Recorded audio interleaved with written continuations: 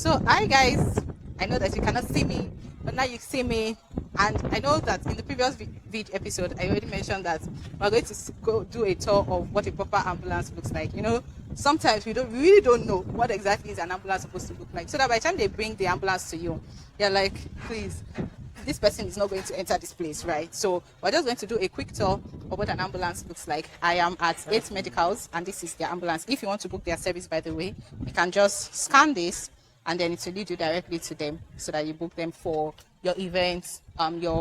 They do all sorts for event safety emergencies and things like that. So whether it's in the house, in your office, it's for a building, it's for an event, all of that. So let's go into the video. So this is an ambulance. This is, by the way, this is the Odogu ambulance.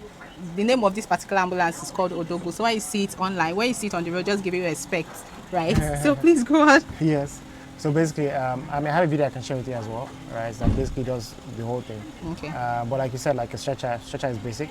Okay. Right? So this is the stretcher. Yes. Yes, which is stretcher. it's basic. But then the stretcher also part of like, which should not necessarily mean all ambulances. It depends on ambulances come in two types, like a basic life support one and an advanced life support. Oh. So the advanced life support this is an advanced life support one. You have extra things. Yeah. Right. These have sockets. Wow. Yes, that's because you have to plug some equipment.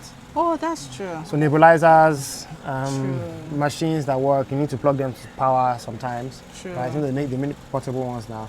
So you have like a spine board, that's in case somebody falls, and it's for stabilizing trauma cases. Oh. Right? It's rigid, very hard. Yeah. Right? And It looks so hard. your spine, it's basically, So it's basically for your spine. Yeah. Right? So make sure your spine is straight. Then you have, which is basic, a defibrillator. And most event centers should have one. Yeah, That's this a defibrillator. one. This is the portable one.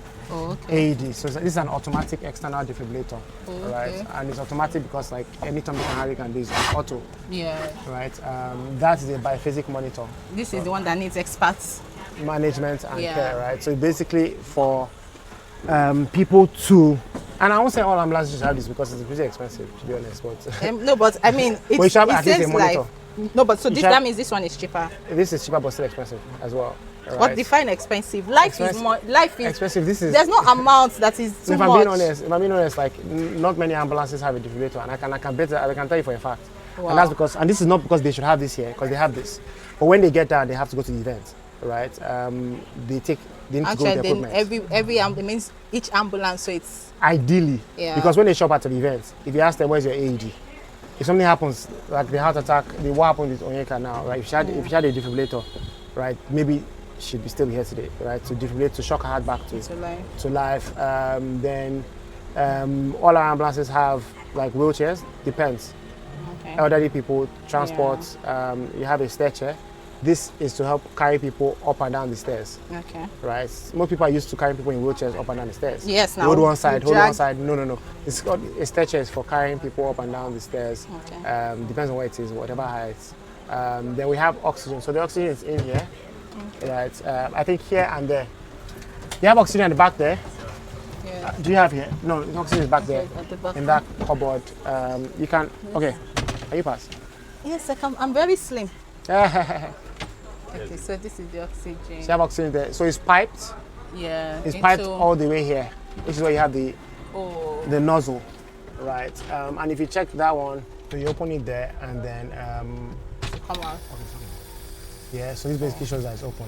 So it is closed, right? So it's open. And then there's a stainless, there's yes. a metal. So this is like to measure how many liters the flow of oxygen, right? So you have, it goes from 2 all the way to 10, right? And depends on, the case you're dealing with. Usually people start at 2, right? And then this is just to help humidify the oxygen before it goes in. Because oxygen is really dry air, really. Yeah, right? it's dry. Yeah, so we have this, and then we have portable oxygen cylinders, right, that we take in to events. Okay. So at every event, you have that in the ambulance, but if you have an emergency, are you going to now You carry come and be carrying Yeah, that? So these are little things you look out for to know whether or not somebody is serious, whether they're serious to the event. Yeah. So it's like, you need to have portable oxygen cylinders, meaning if something is going wrong, they're not going to run The person. to back to the ambulance, come and drive the ambulance into the event center just for you to get oxygen. No. Like, you need to have a portable oxygen. So that's why if you check most of our events, and if we've done an event with you, right, I can actually find the picture of that event. right, in our team database. And the primary thing they do on arrival is to take pictures, right? We take a lot of pictures. And what we're doing is that we're documenting. We're documenting that we showed up at your event with what you requested. So if you requested 2 medics and 1 ambulance, right? We show up at the event and they take pictures of 2 medics with 1 ambulance and the pilot, right? Then they also have to show in the picture what they brought to the event, right? This must show. If you don't have a defibrillator in your event, the event ambulance company is playing, right? They come to John Bag. John Bag has most of their resources, most of their supplies, right, in there as well. So they have to show that they have come to John Bag. They have to also show that. So this one or one of the smaller ones, right? Then they have to show that they came with a portable oxygen cylinder, right? There's one right under here. So this is a portable oxygen cylinder, right? There's some that they usually come in a bag. You realize this is empty, right? Yeah. There's any heart attack, whatever, they have that, and then you have a jump bag to showcase, all right? And then regular gloves, walkie-talkies to communicate. A lot of people, planners communicate, but you always leave the medical team out of it. So it's like you're looking for the medical team wearing purple, but you have a walkie-talkie, so we just go on the same frequency on your walkie-talkie. And then sharps bin, just in case they have to deal with sharps. So those are the major things you'd have, right? And then other supplies, right? And there are endless supplies, to be honest. Yeah, from gloves, cotton wool, stuff for breathing difficulties. That's in case a collar, cervical collar, that you see in all these movies. That's what they put on the person in the movies. Once they put cervical collar on your neck, you say they're getting medical care. But that's it. And then wipes, and this just in case you need to take blood at an event. Because what happens is that you have events where people just want to check their blood pressure. Yeah. Some people want to take a blood sample because they finally see somebody that's at the event. Yeah, right? True. So, can you help me take my blood sample and this? Obviously, you pay for it, which is separate from what the event planner has paid for. But it's a good service because otherwise they may never. Yes, they may never, possibly. You may never know what your BP is if you don't go to the event and check. Yeah. Right, but the event planner paid for first aid and emergencies. Checking your BP at that point in time might fall under first aid, so you do it for free. Yeah. But anything that has to do with testing, like you want to test whether you have malaria. Yes, we have malaria kits to check, but that's another test on its own. Like you now start doing like lab tests. Yeah. Right. But yeah, so that's it in reality. So if any of your my ambulance does not come with at least half. Yeah. You get maybe not all. You know that you are playing. Since this is an advanced ambulance. Yes. But it's basic stretcher. Maybe not a spine board, but stretcher. At least an AED. You should have this defibrillator. Ideally, in every ambulance. Ideally.